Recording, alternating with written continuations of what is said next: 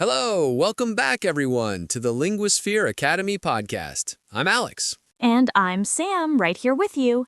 So good to have you with us again. Sam, I was reading through some comments on our last episode, and I noticed something. So many of you said the same thing, over and over. What was that? I understand English, but I cannot speak. Those exact words, or something very close. That breaks my heart a little because I know that feeling so well. It's like all the words are right there in your head, but when you try to say them, they get stuck somewhere between your brain and your mouth. Exactly. You can listen to a podcast, maybe this one, and understand almost everything. You can watch a movie with subtitles and follow the story. You can read an article and get the meaning. But then someone asks you a simple question and your mind goes blank. You freeze. The words won't come out. Today, our topic is exactly that. I understand English, but I cannot speak. And we're going to talk about why this happens and, more importantly, what you can do about it. Because here's the truth. This is not your fault. It's not because you're bad at English. It's not because you're not trying hard enough. It's actually completely normal. In fact, every single person who has ever learned a second language has felt this way. Everyone. The people you admire, the fluent speakers you look up to, they all went through this phase. So today, we're going to break down the reasons behind this feeling, and then we're going to give you practical, doable steps to finally start speaking. As always, we'll speak clearly and keep it friendly. This is like a conversation between friends who have been exactly where you are. So get comfortable. Let's start with the most important question. Why does this happen? There are actually several reasons. Let's look at them one by one. First, your brain has two different systems for language, one for understanding and one for producing. Think of it like this.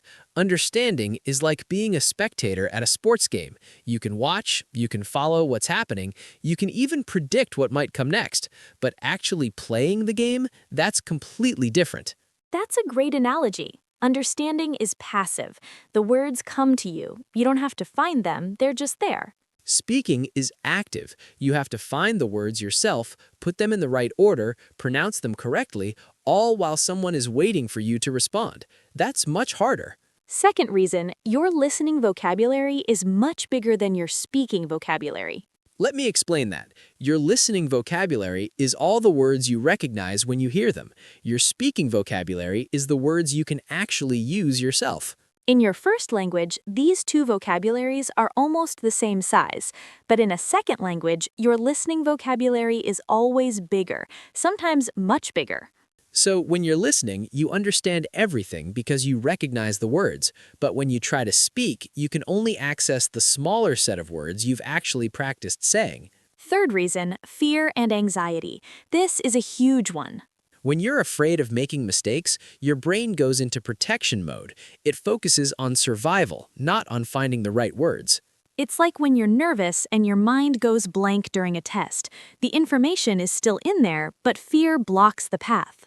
Fourth reason, you haven't practiced speaking enough. This sounds obvious, but it's true. Many learners spend hours listening and reading, but almost no time actually speaking, and then they wonder why speaking is hard. If you want to get better at playing the piano, you have to actually play the piano. Watching concerts won't make your fingers move. Same with speaking. Listening is important, but it's not enough. You have to practice the skill you want to improve. Fifth reason, you're trying to be perfect. You want every sentence to be grammatically correct, every word to be the right one.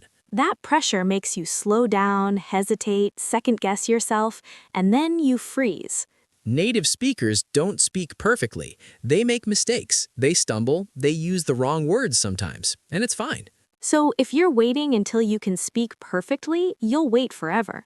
Now let's talk about the good news. This is fixable. You can bridge the gap between understanding and speaking. Let's get into the practical steps. What can you actually do? Step 1, lower the pressure. Stop trying to be perfect. Give yourself permission to make mistakes, lots of them. The goal is communication, not perfection. When you're talking to someone, focus on getting your meaning across. If you use the wrong word or make a grammar mistake, it's okay. Keep going. Most people are not judging you. They're just trying to understand you and connect with you. Step 2, practice speaking alone. This is a game changer.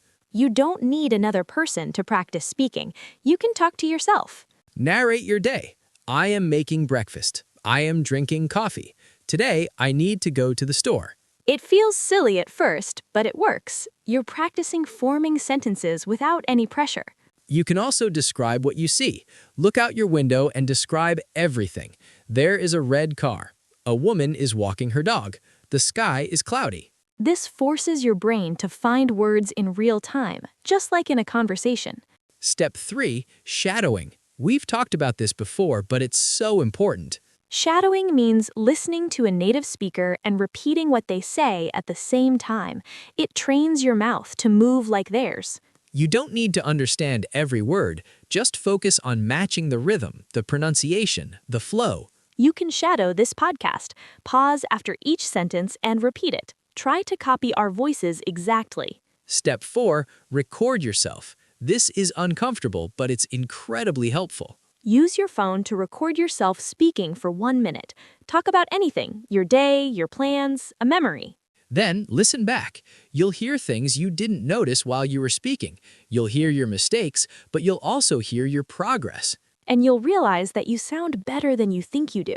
Step 5, use simple sentences. You don't have to use complicated grammar. Short, simple sentences are perfectly fine. I like coffee. She is my friend. Today is sunny. As you get more comfortable, your sentences will naturally get longer, but start simple. Step 6, learn phrases, not just words. This is huge. Instead of learning individual words, learn whole chunks of language. How are you? I'm fine, thanks. What do you think? When you learn phrases, you don't have to build the sentence from scratch every time. You just pull out the whole phrase. Step 7, find low-pressure conversation partners. This could be a language exchange app, a patient friend, or a tutor. Tell them you're practicing and you might make mistakes. Most people will be happy to help. You can even say, I understand English well, but I'm working on my speaking. Please be patient with me. That honest request usually makes people more supportive. Step 8, celebrate small wins. Every time you say something in English, that's a victory. You ordered coffee in English. Win. You said hello to a neighbor. Win. You left a comment on a video. Win. These small wins build confidence, and confidence makes speaking easier. Now let's talk about the role of listening, because listening is still important. You need both. Listening fills your brain with the sounds and patterns of English. It builds your mental model of the language. But listening alone won't make you a speaker. You have to activate what you hear.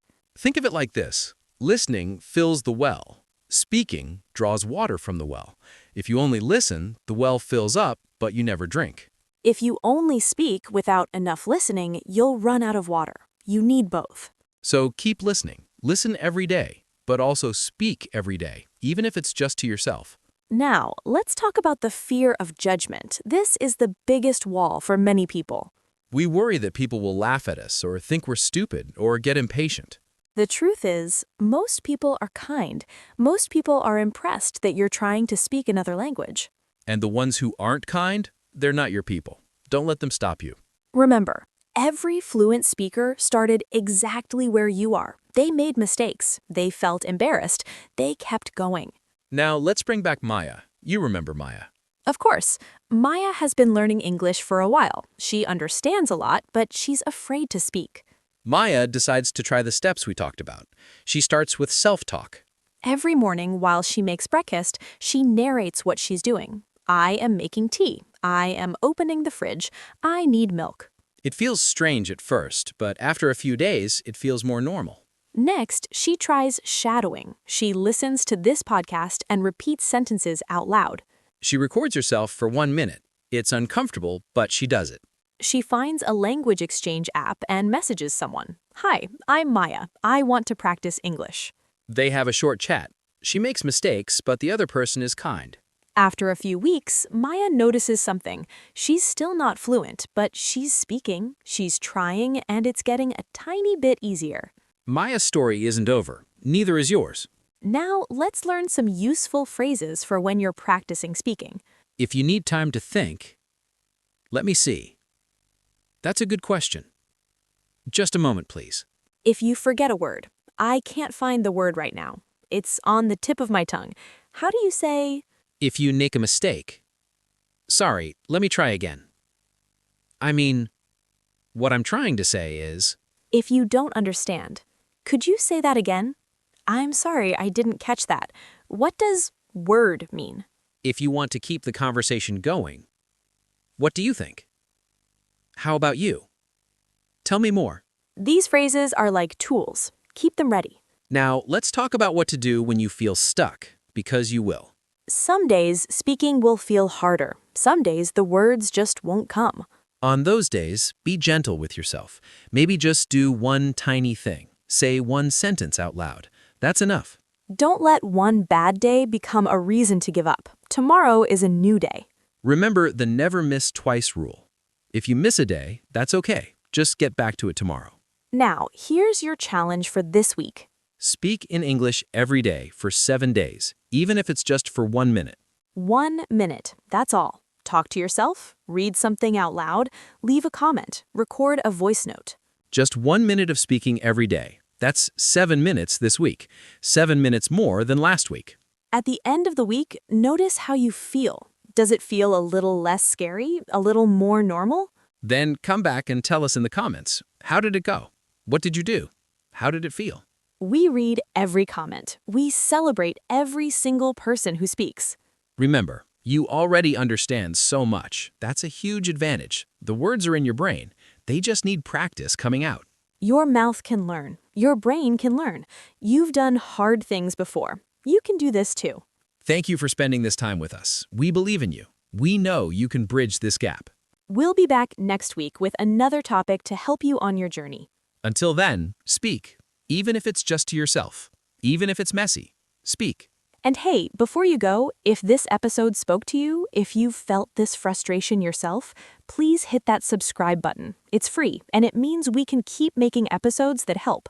Yes, please, and leave us a comment. Tell us, do you struggle with this? What's one thing you're going to try this week? We read every comment. Your stories inspire us and other listeners. Subscribe, comment, share. It helps more people find the encouragement they need.